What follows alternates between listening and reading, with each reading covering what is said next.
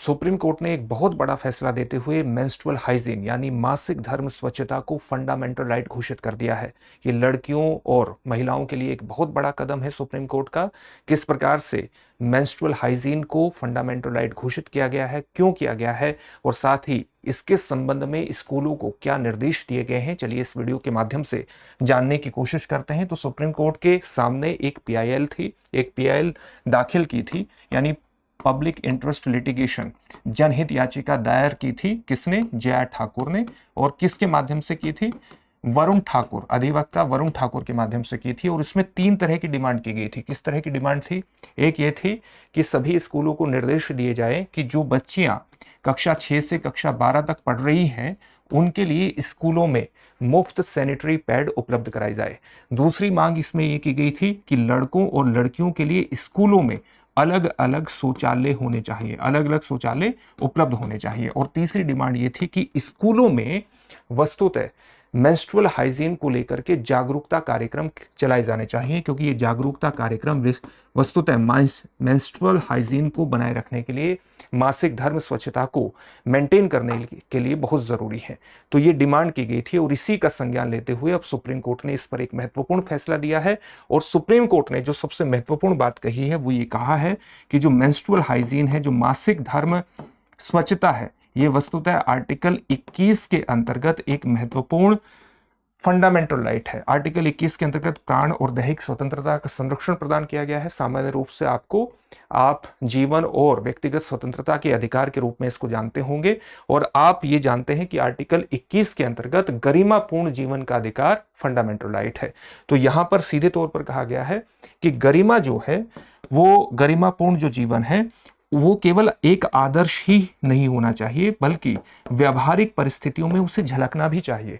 और जब हम व्यावहारिक परिस्थितियों की बात करते हैं तो उस स्थितियों की बात करते हैं कि किसी के लिए भी अपमानजनक, किसी के अपमान या अनावश्यक पीड़ा उत्पन्न करने वाली जो स्थितियां हैं उनको हमें हटाना है। किसी का अपमान करने वाली स्थितियां, किसी के लिए अनावश्यक पीड़ा उत्पन्न करने वाली स्थितियां, किसी का बहिष्कार करने वाली स्थितियों को हमें हटाना है। उस तरह की स्थितियों को सुनिश्चित करना है जो इनसे मुक्त हो। अगर कहीं पर मेंस्ट्रुअल हेल्थ से संबंधित या मेंस्ट्रुअल हाइजीन से संबंधित सुविधाएं नहीं है तो वे सुविधाएं ना होना किस तरह की स्थितियों का निर्माण करती हैं? वो सामाजिक कलंक जैसी स्थितियों का निर्माण करती हैं, अपमान जैसी स्थितियों और भेदभाव जैसी स्थितियों का निर्माण करती हैं। और जब इस तरह की स्थितियों का निर्माण होता है तो उससे क्या होता है कि बच्चियां स्कूल से क्या लेती हैं? छुट्टियां लेती हैं। और छुट्टियां लेने से उनकी जो सीखने की क्षमता है वो नकारात्मक रूप से प्रभावित होती है। और जब वो एजुकेशन में पिछड़ती है तो ये एक बहुत बड़ा कारण बनता है कि उनके ड्रॉप आउट होने का। और जब ड्रॉप आउट होने का उनका कारण बनता है तो इससे आर्टिकल 21A भी प्रभावित होता है, जो कि शिक्षा के मौलिक अधिकार की व्यवस्था करता है। और साथ ही इस मौलिक अधिकार के अंतर्गत आप जानते हैं कि हम राइट टू एजुकेशन भी लेकर के आए थे वर्ष 2009 में।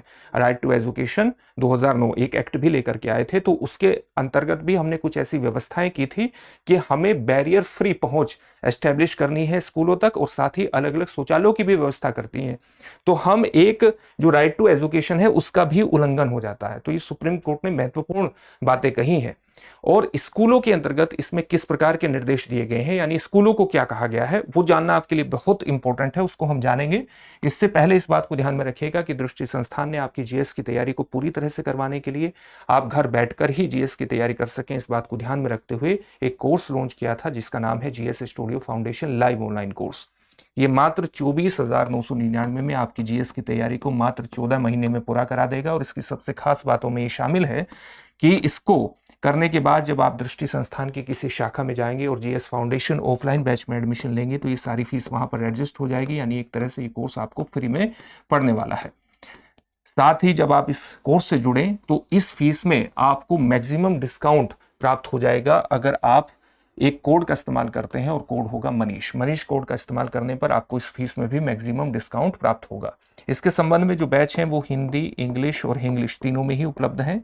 हिंदी माध्यम का बैच 3 फरवरी, इंग्लिश का बैच 4 फरवरी और इंग्लिश का बैच 5 फरवरी से स्टार्ट हो रहा है। इंग्लिश के बैच में हिंदी और इंग्लिश दोनों में चीज़ें समझाई जाएंगी, लेकिन नोट्स उपलब्ध होंगे इंग्लिश में।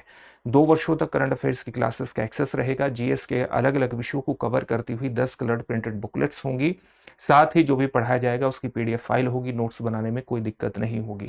अपने आप में कंप्लीट पैकेज है। अपने एडमिशन को सुनिश्चित कर लीजिए। एडमिशन लेने के लिए दृष्टि लर्निंग ऐप पर चले जाइएगा या डिस्क्रिप्शन में दिए गए लिंक पर जाकर भी आप अपने एडमिशन को सुनिश्चित कर सकते हैं। किसी भी प्रकार का डाउट हो तो 8750187501 पर कॉल कर लीजिएगा।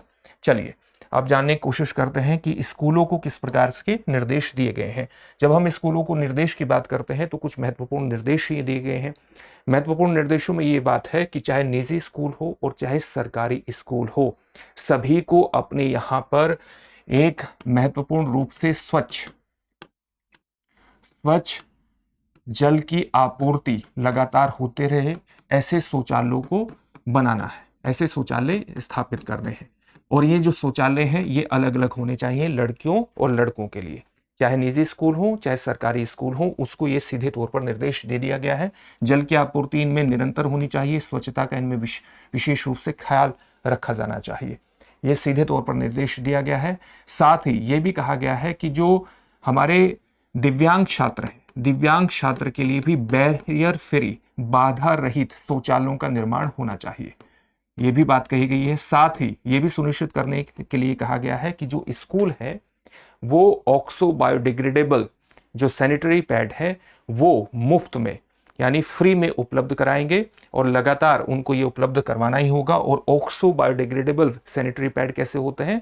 जो कि पर्यावरण अनुकूल होते हैं। जब आप इसको डिस्पोज करते हैं तो ये ऑक्सीजन के संपर्क में आकर स्वतः अपघटित हो जाते हैं, तो इनकी आपूर्ति सुनिश्चित करनी पड़ेगी। और जब इनकी आपूर्ति को सुनिश्चित करने की बात करते हैं तो सुप्रीम कोर्ट ने कहा है कि आप ऐसी व्यवस्था कर सकते हैं जहां शौचालयों में वेंडिंग मशीन हो और वेंडिंग मशीन के माध्यम से आप सैनिटरी पैड उपलब्ध करवाएं। साथ ही आप इस तरह की भी व्यवस्था कर सकते हैं कि आप विद्यालय में किसी खास स्थान को निर्धारित कर सकते हैं या किसी खास अधिकारी को नियुक्त कर सकते हैं जिसके पास से आप सैनिटरी पैड उपलब्ध मांग सकते हो, यानी यहां पर आपको सैनिटरी पैड उपलब्ध हो जाएगी।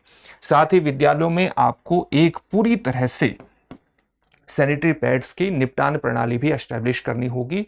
एक तरह से आप जो मेंस्ट्रुअल हाइजीन मैनेजमेंट के अंतर्गत मैनेजमेंट कॉर्नर भी डेवलप कर सकते हैं और वहां पर आपको बेहतर पर्यावरण अनुकूल निपटान प्रणाली भी डेवलप करनी पड़ेगी जो सॉलिड वेस्ट मैनेजमेंट रूल्स के अनुरूप होगी। तो ये निर्देश दिए गए हैं। साथ ही इन निर्देशों का अनुपालन करवाने के लिए भी कुछ महत्वपूर्ण चीजें सुप्रीम कोर्ट ने कही हैं। और वो चीजें क्या कही हैं? जैसे सुप्रीम कोर्ट ने कहा है कि अगर इन निर्देशों का पालन 3 महीने के भीतर सुनिश्चित नहीं होता है तो आप देखेंगे कि चाहे निजी स्कूल हो चाहे सरकारी, खासतौर से जो निजी स्कूल हैं उनकी मान्यता रद्द हो सकती है। उनकी मान्यता को रद्द किया जा सकता है। क्यों रद्द किया जा सकता है? क्योंकि जो राइट टू एजुकेशन है, राइट टू एजुकेशन एक्ट है, उसके शेड्यूल में सीधे तौर पर कहा गया है कि आपको स्कूलों तक बैरियर फ्री पहुंच एस्टेब्लिश करनी है और स्कूलों में लड़कों और लड़कियों के लिए अलग अलग शौचालय होने चाहिए। साथ ही राइट टू एजुकेशन RTE का जो सेक्शन 19 है उसमें सीधे तौर पर यह कहा गया है कि अगर किसी अनुसूची का अनुपालन सुनिश्चित नहीं होता है तो उस विद्यालय की मान्यता को रद्द, एक तरह से किसी भी विद्यालय को तब तक मान्यता नहीं प्रदान की जा सकती जब तक राइट टू एजुकेशन एक्ट में जो अनुसूचियां दी गई हैं उनका अनुपालन सुनिश्चित नहीं होता है। और अगर अनुपालन सुनिश्चित नहीं होता है तो विद्यालय की मान्यता भी तो रद्द की जा सकती है। और इसलिए सुप्रीम कोर्ट ने सीधे ही कहा है कि निजी विद्यालयों की जो मान्यता है वो रद्द की जा सकती है अगर उसके निर्देशों का अनुपालन सुनिश्चित नहीं होता है। साथ ही अगर सरकारी स्कूलों में अनुपालन नहीं हो रहा है तो उसके लिए जिम्मेदार कौन होगा? सीधे तौर पर उसके लिए राज्य सरकार जिम्मेदार होगी। ये कुछ महत्वपूर्ण निर्देश सुप्रीम कोर्ट की तौर से कहा गया है। साथ ही यह भी कहा गया है कि जो जिला शिक्षा अधिकारी हैं वो 1 साल में, 1 वर्ष में कम से कम 1 बार स्कूलों का दौरा करेंगे और ये देखेंगे कि क्या वहां पर स्वच्छ जो शौचालय हैं वो उपलब्ध हैं, वहां पर उनका मेंटेनेंस सही तरीके से हो रहा है, सैनिटरी पैड उपलब्ध है या नहीं है, सुप्रीम कोर्ट ने जो निर्देश दिए हैं उनका अनुपालन सुनिश्चित हो रहा है या नहीं हो रहा है। साथ ही NCERT और SCERT यानी नेशनल NCERT और plus SCERT national council of educational research and training और state council of educational research and training को ये कहा है कि आपका जो पाठ्यक्रम है उसमें मेंस्ट्रुअल हेल्थ के साथ साथ किशोरावस्था और किशोरावस्था के साथ साथ जो कुछ महत्वपूर्ण परेशानियां होती हैं, चाहे वो पीसीओएस हो, हेल्थ से जुड़ी हुई, चाहे पीसीओडी हो, इसके संबंध में आप जो जागरूकता है वो आप अपने पाठ्यक्रम के माध्यम से फैलाएंगे, यानी पाठ्यक्रम में ये सारी चीजें शामिल होनी चाहिए। इसके अलावा जो national commission for the protection of child rights है और जो state commission for the protection of child rights है, उससे ये कहा है कि केंद्र सरकार ने स्कूलों में बच्चियों के मेंस्ट्रुअल हाइजीन को बनाने के संबंध में जो निर्देश दिए हैं वे निर्देश लागू हो रहे हैं नहीं हो रहे हैं, उसकी निगरानी ये संस्थाएं करेंगी।